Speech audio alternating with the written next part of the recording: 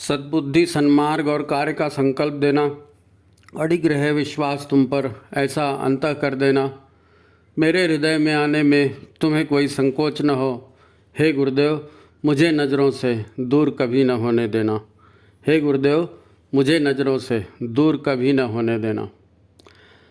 नमस्कार, गायत्री चिंतन धारा में आप सभी का स्वागत है।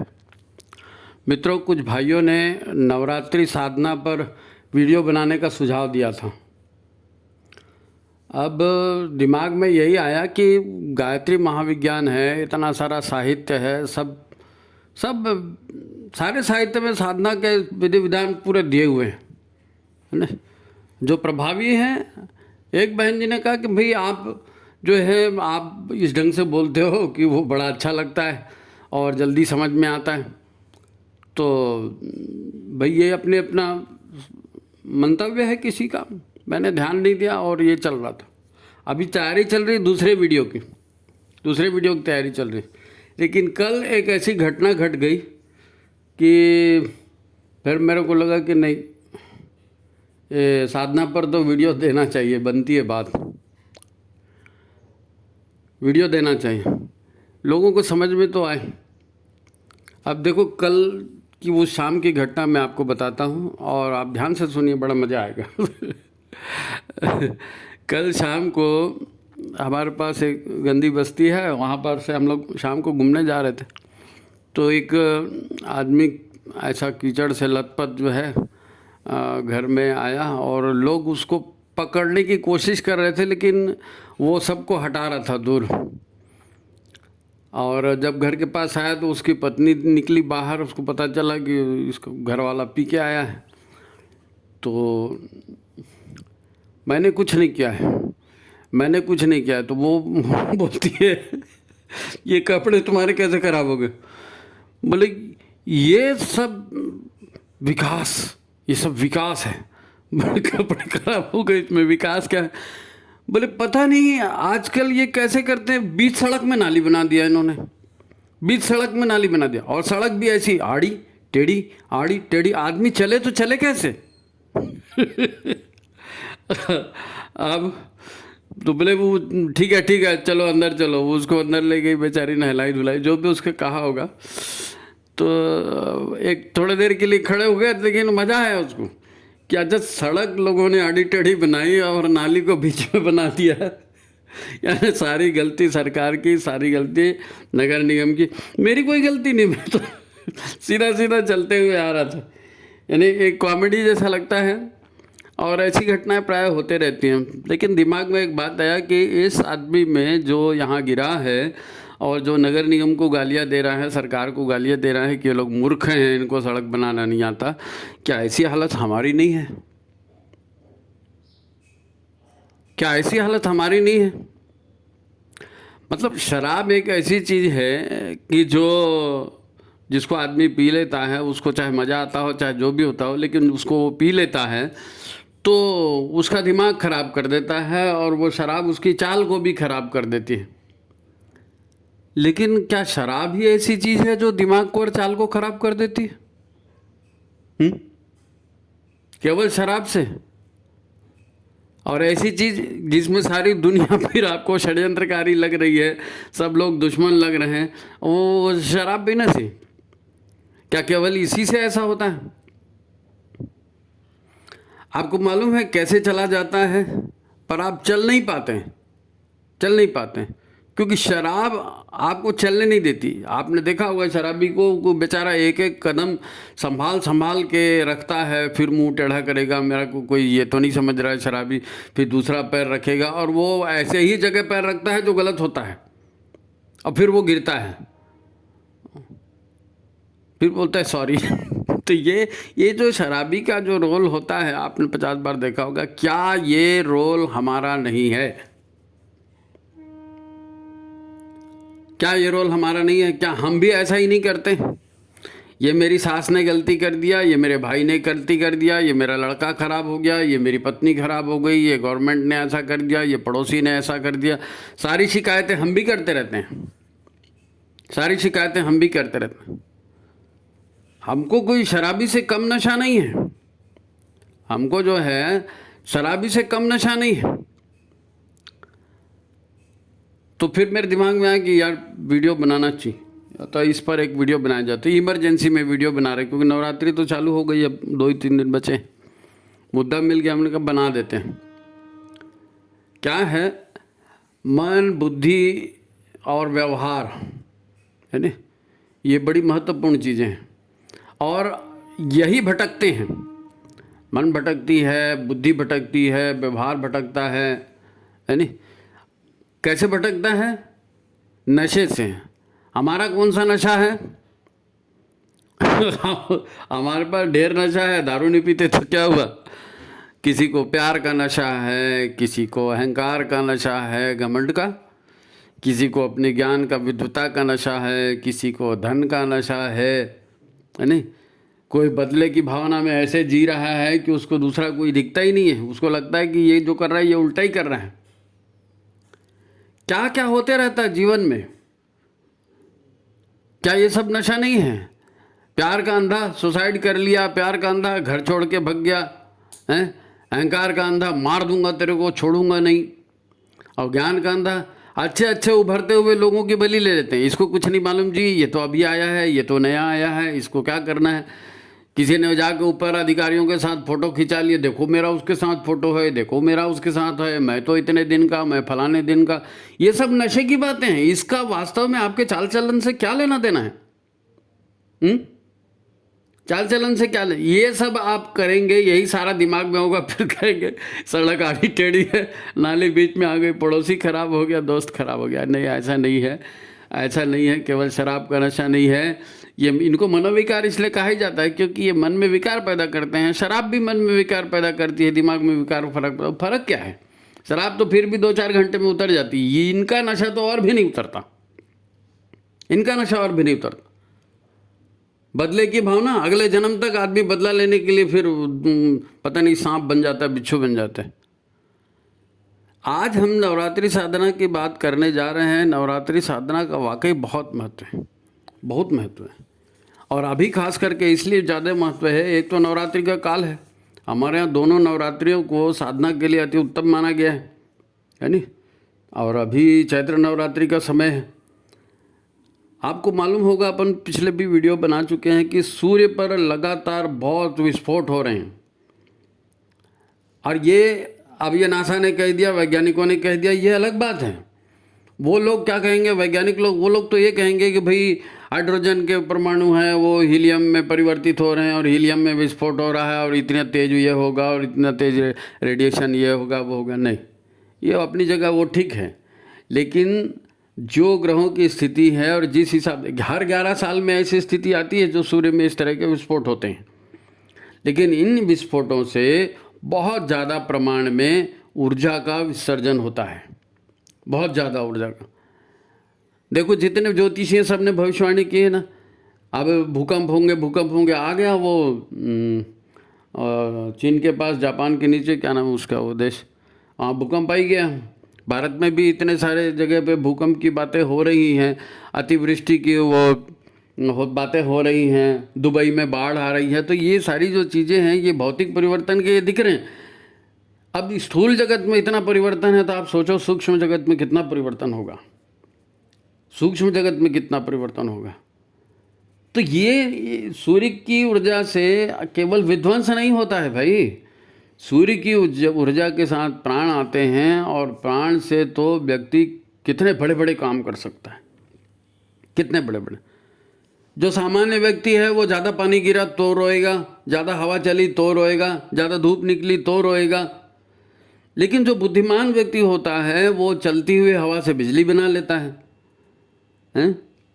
बहुत पानी गिरता है, उसको मालूम है, तो बांध बना करके उसको रोक लेता है, उसका साल भर उपयोग करता है। धूप ज़्यादा होती है तो समझदार आदमी है तो फिर सोलर सिस्टम लगाता है और लाइट लेता है और बिजली पैदा करता है, उसकी जगह में उपयोग करता है। तो ये जो अधिकता है ऊर्जा की, सूर्य देवता की ऊर्जा की, इस सूर्य देवता के ऊर्जा की अधिकता ये केवल विनाश के लिए नहीं है, इसका सृजन में भी उपयोग हो सकता है। और नवरात्रि तो और खास करके, नवरात्रि में इस प्राण साधना का कितना उपयोग, बहुत ज़बरदस्त उपयोग है इसका, बहुत ज़बरदस्त उपयोग है इसका।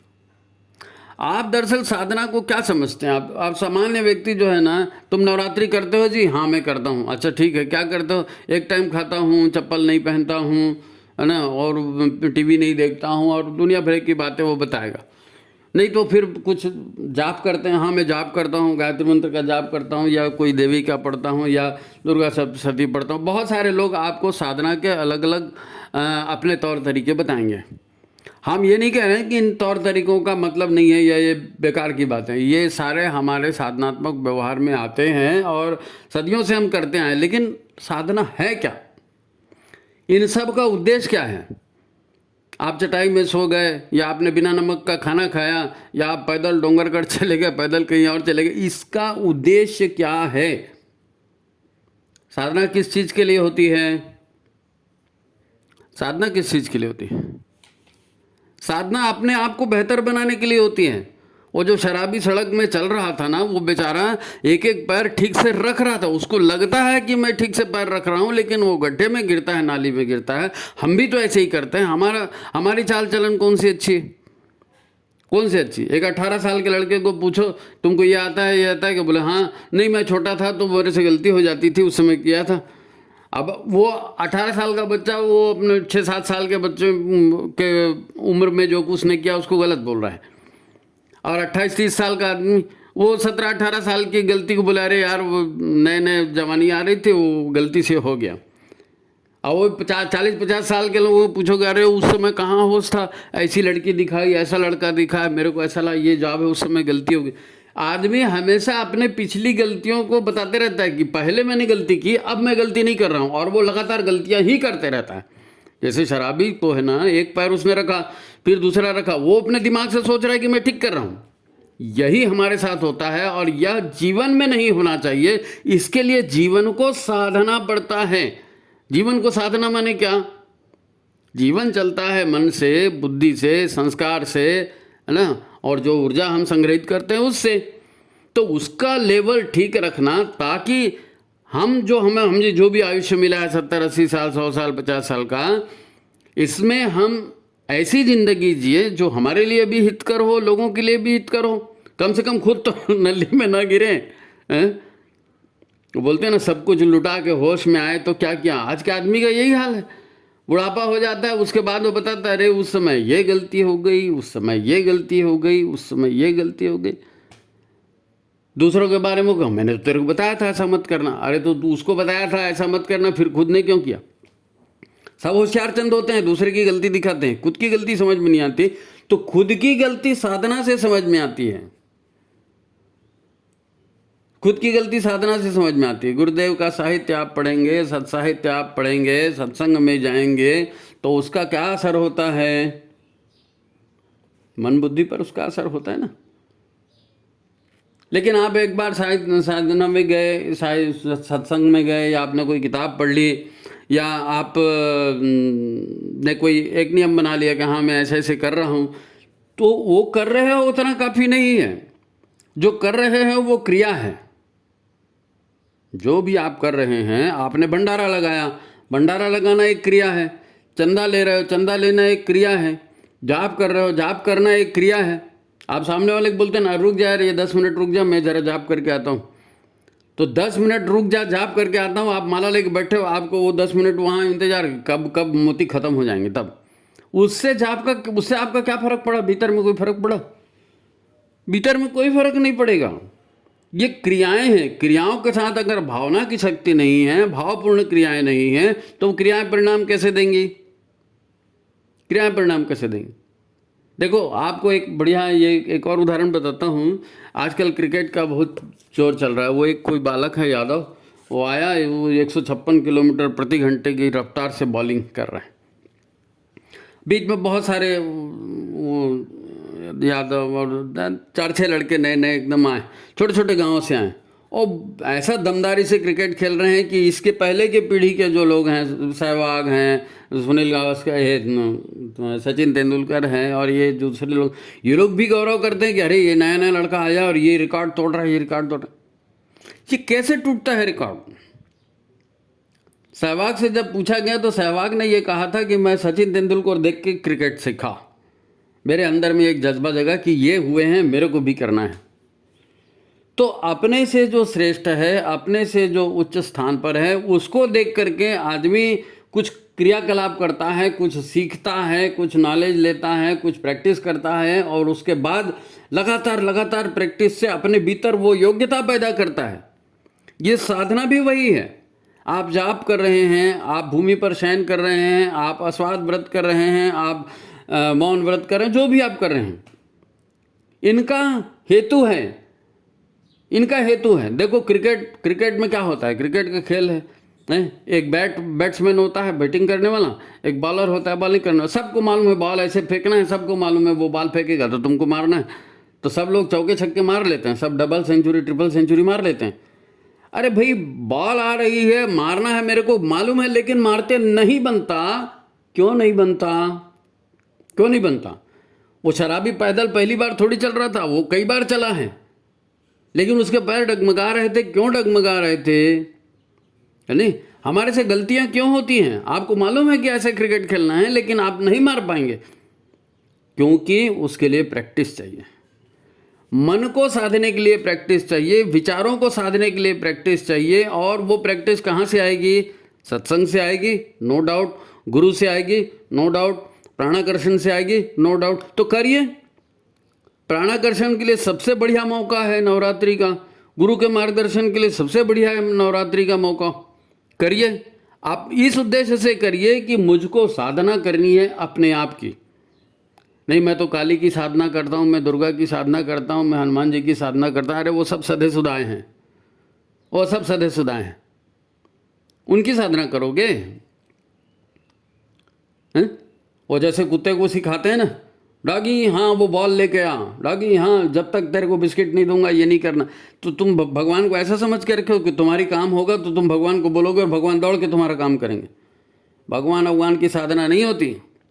भगवान को आदर्श मान करके उनके अनुसार चलना होता है, वो साधना होती है, और उसकी ये प्रैक्टिस है। इस समय अगर आप अपने आप को ईश्वर के अनुकूल, देवी के अनुकूल, माँ के अनुकूल, या जिसकी आप साधना कर रहे हो उसके अनुकूल चलने का संकल्प लेते हैं, और प्राणवान होकर संकल्प लेते हैं, निराहार होकर संकल्प लेते हैं, आप शरीर को कष्ट देकर संकल्प लेते हैं, बात अंदर तक जाती है, तो वो अंदर में जाएगी, वो अंदर में उतरेगी, और वो आपको बेहतरीन शानदार आदमी बना देगी। बेहतरीन शानदार आदमी जो है। नवरात्रि इसलिए होती है कि उन समय में साधना के अनुकूल माहौल है। दोनों नवरात्रियों में आप जो भी आपके प्रयत्न करते हैं वो जल्दी रिजल्ट देता है। और आज के नवरात्रि साधना वो भी इसलिए ज़्यादा महत्वपूर्ण है कि ये 11 साल में पहली बार होता है जब सूर्य में इस तरह के विस्फोट होते हैं और इस तरह की प्राण ऊर्जा निकलती है। और आप देख रहे हो कि ये तो युग परिवर्तन के समय का ये काल है। तो इस समय तो असुर और देवता सब अलग अलग छाटे ही जा रहे हैं, सब अलग अलग छाटे जा रहे हैं। इस समय आपको ध्यान बिल्कुल एक एक चीज़ की तरफ ध्यान रखना है। मैं क्या सोच रहा हूँ, मैं क्या खा रहा हूँ, मैं क्या कर रहा हूँ, आने वाले दिनों में क्या होने वाला है, कैसे हो सकता है, इन सब की ओर आपकी नज़र जानी चाहिए। इन सब की ओर आपकी नज़र जानी चाहिए, है नहीं भाई? दुर्बुद्धि और दुष्प्रवृत्तियाँ, गुरुदेव ने कहा है ना, दुर्बुद्धि और दुष्प्रवृत्तियाँ ही मनुष्य को उसका रूप देती हैं, और सद्प्रवृत्ति और सद्बुद्धि मनुष्य को देवता बनाती है। तो इनको धारण कैसे करना? ये आपने बोल दिया भाई मैं गायत्री महाविज्ञान पढ़ लिया, सिराने रख के सो गया, तो उससे कुछ नहीं होगा। आपको उसके ऊपर प्रैक्टिकली आचरण करना पड़ेगा। और यह आचरण इन 9 दिनों में करेंगे तो बाकी साल भर के लिए फिर आपके पास ऊर्जा मिलेगी। और आप 9 दिन में अगर मान लीजिए 1 घंटा करते हैं तो बाकी दिनों में आधा घंटा तो करेंगे, 15 मिनट तो करेंगे, है ना? साधना का जो समय है वो साधना का समय, आप ये मान के नवरात्रि की साधना में एक बार नवरात्रि कर लिए मतलब 10 जन्म का फुर्सत हो गया, ऐसा नहीं है भाई। नवरात्रि साधना वो सुयोग है 9 दिनों का, है ना, जो आपके भीतर में उन ऊर्जाओं को धारण करने के योग्य माहौल रखता है, योग्य माहौल रखता है। एक बार आप साधना करो, देखो आपको एक मज़ेदार बात बताऊं। आप जो भी साधना करते हैं, जैसे बड़ी साधनाएं जो होती है ना, तो सिखाया जाता है किसी को, तो लोग कहते हैं इसको 40 दिन के लिए करो, 40 दिन के लिए। आपको भी कहा जाता है 40 दिन का जो गायत्री अनुष्ठान है वो करें। ये 40 दिन का एक सर्किल होता है। 40 दिन के भीतर आप लगातार ये करेंगे ना, तो वो आपके हैबिट में आ जाता है, वो आपके हैबिट में आ जाता है। नवरात्रि है, 9 दिन आप करेंगे, 9 दिन करेंगे, उसके बाद 10वें दिन आप ऐसा नहीं बहुत लोगों को देखा है 9 दिन लपट के एकदम हार्डली साधना करेंगे और 9वें दिन जैसे पूर्णाहुति हुई तो मिष्ठान भंडार की दौड़ लग रही, तो वो वाला हिसाब नहीं। भाई साधना कर रहे हैं तो भगवान के ऊपर एहसान थोड़ी कर रहे हैं, साधना अपने आत्मनिर्माण के लिए कर रहे हैं। हम शराबी की तरह न गिरें, जिंदगी में ठोकरें न खाएं। मनुष्य तन मिला हुआ है, इस मनुष्य तन से जो जिसको देव दुर्लभ तन कहा जाता है, इस देव दुर्लभ तन का हम लाभ उठा लें। आज की सूर्य भगवान की ये स्थिति है, इसीलिए ये वीडियो भी बनाने का उद्देश्य यही था कि ये दुर्लभ मौका है जी, दुर्लभ। युग परिवर्तन की घटनाएं हो रही हैं, विनाश हमारे सामने में है, सूर्य से लगातार प्राण ऊर्जा के विस्फोट हो रहे हैं, तो अभी तो आप कर ही लो, आप छोड़ो मत, कर ही लो आप। और इस उद्देश्य से करो कि हम प्राणवान बनेंगे। ये जो देवताओं का जो संरक्षण होगा और असुरों का जो विनाश होगा, तो असुरों के विनाश में हमारा नाम नहीं आना चाहिए, नहीं। ये जो भी हमारे भीतर ये नशे वाली जो प्रवृत्तियां हैं ना, हिंसा है, लोभ है, प्रेम का जो आ रहा है भूत है, बदले की भावना है, जो भी है, तो इन सब को हटाएंगे तो आपके भीतर एक नया आदमी आएगा, एक नया आदमी आएगा। और वो नया आदमी फिर आपको अपने ढंग से आचरण करेगा, तो लोग कहेंगे देखो ये आदमी बदल गया। लोग बताएंगे आप साधना करते हैं कि नहीं, लोग बताएंगे आप देवता बने हैं कि नहीं, लोग बताएंगे आप अच्छे हैं कि नहीं, लोग बताएंगे आप भक्त हैं कि नहीं, साधु हैं कि नहीं। आप अपनी डिंग हजार मारते रहो, मैंने इतने अनुष्ठान किए, मैंने वो किया, मैंने वो आपने क्या किया, वो आपकी ज़िंदगी बता रही है। तो ज़िंदगी बदलने का ये बढ़िया अवसर है, सुअवसर है। गुरुदेव आपके साथ हैं, सूर्य सविता देवता आपके साथ है, काल ये नवरात्रि का 9 दिन का ये आपके साथ है। और आप अध्ययन कर लीजिए, यानी आपके पास बहुत सारा साहित्य और आप उसमें देख लीजिए। हमारा तो उद्देश्य यही था, वो शराबी दिख गया तो मैंने कहा भैया नशा तो सभी को है, नशा सभी को है, तो ज़रा होश में रहें। देखो होश में रहना इसलिए ज़रूरी है, भाई सचिन तेंदुलकर भी आउट हो गया एक बार, तो किसी ने पूछा था उसको कि क्या हो गया, तो उसने बोला कि बॉलर ने सिम ऐसी रखी थी और बॉलर ने हाथ ऐसा किया, तो मैं उसकी सिम को नहीं देख पाया, तो मैं समझ नहीं पाया कि बॉल अंदर गई या बाहर गई। एक बॉल आपको आउट करने के लिए पर्याप्त है। आप 40 साल से गाड़ी चला रहे हो, लेकिन एक बार अगर आपकी नींद आ गई, झपकी आ गई, तो जिंदगी बर्बाद, गाड़ी भी ठुक जाएगी, आप भी ऊपर पहुंच जाओगे भगवान के पास।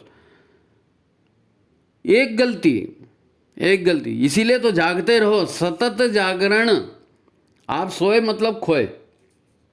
आत्मनिर्माण साधना भी यही विषय है, साधना सतत जागृत रहे, सतत जागृत करेंगे अपने आप को, इस तरह का संस्कार अपने भीतर विकसित करेंगे। संस्कार भी विकसित होना जरूरी है और सतत जागरण का अभ्यास भी होना जरूरी है।